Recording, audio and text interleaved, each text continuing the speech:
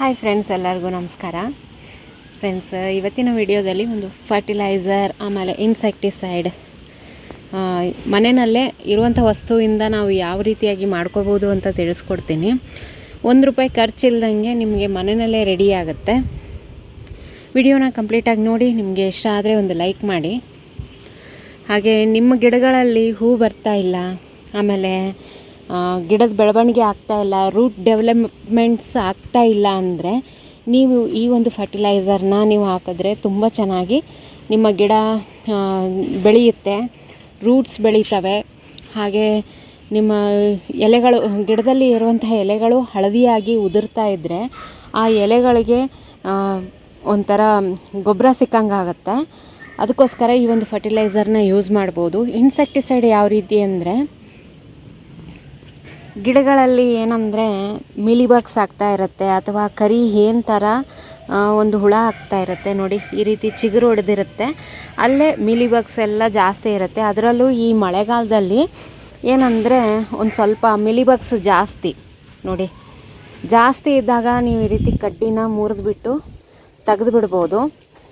But ಏನಂದರೆ ಕಡಿಮೆ ಇತ್ತು ಅಂದಾಗ ಅದಕ್ಕೆ ನೀವು ಸ್ಪ್ರೇ ಮಾಡಬೇಕಾಗತ್ತೆ. ಅದನ್ನು ಈ ಒಂದು ಇನ್ಸೆಕ್ಟಿಸೈಡ್ನ ನೀವು ಸ್ಪ್ರೇ ಮಾಡಿದ್ರೆ ಹುಳಗಳೆಲ್ಲ ಹೊರಟೋಗುತ್ತೆ. ಅದು ಯಾವುದು, ಅದನ್ನು ನಾವು ಹೇಗೆ ಮಾಡೋದು, ₹1 ಖರ್ಚಿಲ್ದಂಗೆ ಯಾವ ರೀತಿ ಮಾಡೋದು ಅಂತ ಹೇಳಿ ನಿಮ್ಗೆ ತಿಳಿಸ್ಕೊಡ್ತೀನಿ. ನೋಡಿ, ಇದರಲ್ಲಿ ಮಿಲಿಬಗ್ಸ್ ಈ ಗಿಡದಲ್ಲಿ ಜಾಸ್ತಿ ಇದೆ. ನಾನಿವತ್ತು ಇದಕ್ಕೆ ಸ್ಪ್ರೇ ಮಾಡ್ತಾಯಿದ್ದೆ, ಹಾಗೆ ನಿಮಗೆ ತೋರಿಸೋಣ ಅಂತ ಈ ವಿಡಿಯೋನ ಮಾಡ್ತಾಯಿದ್ದೀನಿ. ಬನ್ನಿ, ಅದು ಏನು, ಅದು ಯಾವ ರೀತಿಯಾಗಿ ಮಾಡೋದು ಅಂತ ತಿಳಿಸ್ಕೊಡ್ತೀನಿ. ನೋಡಿ, ಮನೆಯಲ್ಲೇ ಸಿಗುವಂಥದ್ದು ಅದು ಯಾವುದು ಅಂದರೆ ಹಿಂಗು.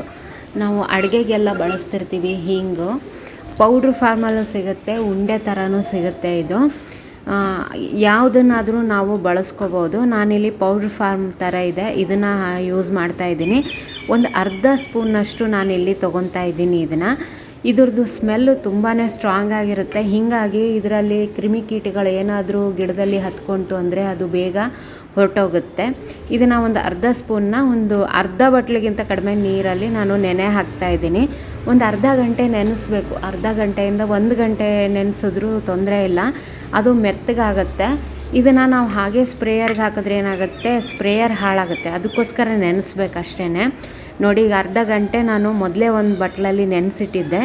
ನೋಡಿ, ಈ ರೀತಿ ನಾವು ಕೈಯಲ್ಲಿ ಮುಟ್ಟಿದಾಗ ಕಾಳು ಥರ ಸಿಗಬಾರ್ದು, ನಮಗೆ ಚೆನ್ನಾಗಿ ನೆಂದಿರಬೇಕದು. ಈ ರೀತಿಯಾಗಿ ನೆನೆಸ್ಕೋಬೇಕು. ಅಂದರೆ ಸ್ಪ್ರೇಯರಲ್ಲಿ ನಮಗೆ ಸ್ಪ್ರೇಯರ್ ಹಾಳಾಗೋದಿಲ್ಲ. ಅದಕ್ಕೋಸ್ಕರ ನಾವು ನೀರಲ್ಲೂ ಕೂಡ ಹಾಕಿ ಗಿಡಗಳಿಗೆ ನಾವು ಫರ್ಟಿಲೈಸರ್ ಥರನೂ ಕೊಡ್ಬೋದು. ಆ ರೀತಿಯೂ ನಾನು ತೋರಿಸ್ತೀನಿ ನಿಮಗೆ. ಇದು 1 ಗಂಟೆ ನೆಂದಿರುವಂಥ ಹಿಂಗು. ಈ ನೀರನ್ನು ನಾನು ಸ್ಪ್ರೇಯರ್ ಬಾಟಲ್ಗೆ ಹಾಕ್ಕೊತೀನಿ. ನಾನಿಲ್ಲಿ 1 ಲೀಟ್ರಷ್ಟು ನೀರನ್ನು ತೊಗೊಂಡಿದ್ದೀನಿ. 1 ಲೀಟ್ರ್ ನೀರಿಗೆ ಪ್ಲೇನ್ ವಾಟರ್ ಇದು, ಇದಕ್ಕೇ ಇದರಲ್ಲಿ ಅರ್ಧ ನಾನು ಹಾಕ್ಕೊತಾ ಇದ್ದೀನಿ. ಇದರಲ್ಲಿ ಅರ್ಧ ಹಾಕ್ಕೊಂಬಿಟ್ಟು ಇನ್ನರ್ಧ ಹಾಗೆ ಉಳಿಸ್ಕೊತಾ ಇದ್ದೀನಿ. ನೀವು 2 ಲೀಟ್ರ್ ನೀರು ಇಟ್ಕೊಂಡ್ರೆ ಅರ್ಧ ಸ್ಪೂನು ಪೂರ್ತಿಯಾಗಿ ಇದಕ್ಕೆ ಹಾಕ್ಕೋಬೋದು. ಇದನ್ನು ಚೆನ್ನಾಗಿ ನಾವು ಒಂದು ಸರಿ ಮಿಕ್ಸ್ ಮಾಡ್ಕೋಬೇಕು.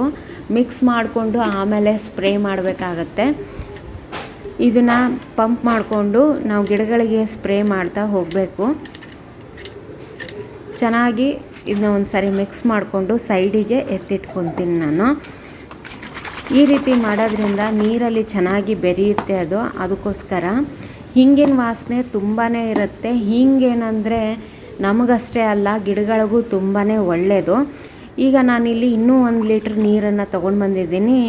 ಈ ನೀರಿಗೆ ಉಳಿದಿರುವಂಥ ಹಿಂಗಿನ ನೀರನ್ನು ಇದಕ್ಕೆ ಸೇರಿಸ್ತಾ ಇದ್ದೀನಿ. ನೋಡಿ, ಮನೆಯಲ್ಲೇ ಇರುವಂಥ ವಸ್ತುಗಳನ್ನ ಬಳಸ್ಕೊಂಡ್ರೇ ನಮಗೆ ಗಾರ್ಡನಿಂಗ್ ನಮಗೆ 0 ಬಜೆಟಲ್ಲಿ ಆಗುತ್ತೆ. ನೋಡಿ, ಇದನ್ನು ನಾವು ಸ್ಪ್ರೇ ಮಾಡೋಕ್ಕಿಂತ ಮುಂಚೆ ಒಂಚೂರು ಚೆನ್ನಾಗಿ ಅಳ್ಳಾಡಿಸ್ಬಿಟ್ಟು ಇದಕ್ಕೆ ಪಂಪ್ ಹಾಕಿಬಿಟ್ಟು ಇದನ್ನು ಎಲ್ಲೆಲ್ಲಿ ಇದೆಯಲ್ಲ ಮಿಲಿಬಗ್ಸು ಅದಕ್ಕೆಲ್ಲ ನಾನು ಸ್ಪ್ರೇ ಮಾಡ್ತೀನಿ. ಇದ್ರದ್ದು ಏನಂದರೆ ಸ್ಮೆಲ್ ತುಂಬ ಸ್ಟ್ರಾಂಗ್ ಆಗಿರುತ್ತೆ. ನೋಡಿ, ಸ್ಪ್ರೇ ಮಾಡ್ತಾಯಿದ್ರೆ ನನಗೂ ಕೂಡ ಇದು ಸ್ಮೆಲ್ ಬರ್ತಾ ಇದೆ.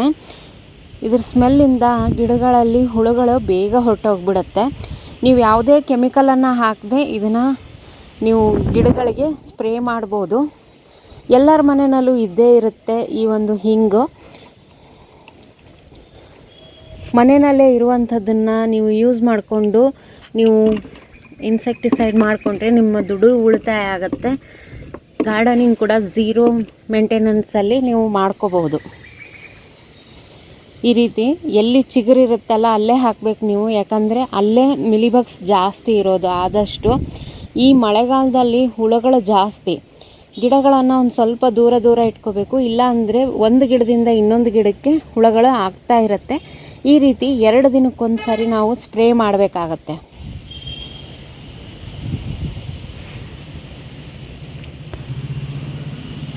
ನಾನು ಎಲ್ಲ ಗಿಡಗಳಿಗೂ ಇದನ್ನು ಸ್ವಲ್ಪ ಸ್ಪ್ರೇ ಮಾಡ್ತಾ ಇದ್ದೀನಿ.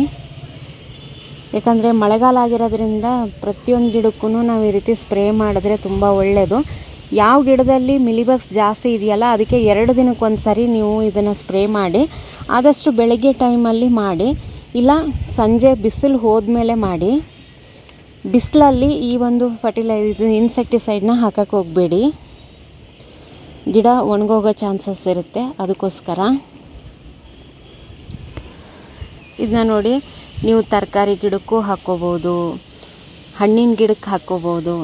ತರಕಾರಿ ಗಿಡಕ್ಕೆ ತುಂಬಾ ಒಳ್ಳೆಯದು. ನಿಮಗೆ ಹೂ ಬರ್ತಾ ಇಲ್ಲ, ಮೊಗ್ಗು ಬರ್ತಾ ಇಲ್ಲ, ನಿಮಗೆ ಕಾಯಿ ಆಗ್ತಾ ಇಲ್ಲ ಗಿಡದಲ್ಲಿ ಅಂದರೆ ಈ ಒಂದು ಫರ್ಟಿಲೈಸರ್ನ ನೀವು ಅದಕ್ಕೆ ಸೇರಿಸ್ಕೋಬೋದು. ಇನ್ನು ಇದನ್ನು ಇನ್ಸೆಕ್ಟಿಸೈಡ್ ಆಗಿ ನೀವು ನೋಡಿದ್ರಿ,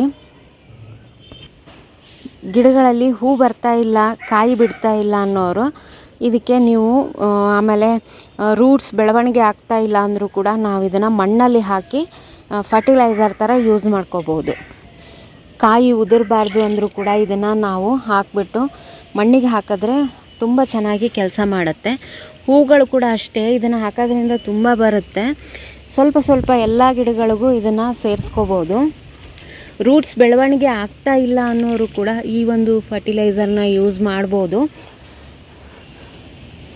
ರೂಟ್ಸ್ ಬೆಳವಣಿಗೆ ತುಂಬ ಚೆನ್ನಾಗಾಗುತ್ತೆ ಇದಕ್ಕೆ ಈ ಒಂದು ಫರ್ಟಿಲೈಸರ್ನ ಹಾಕೋದ್ರಿಂದ.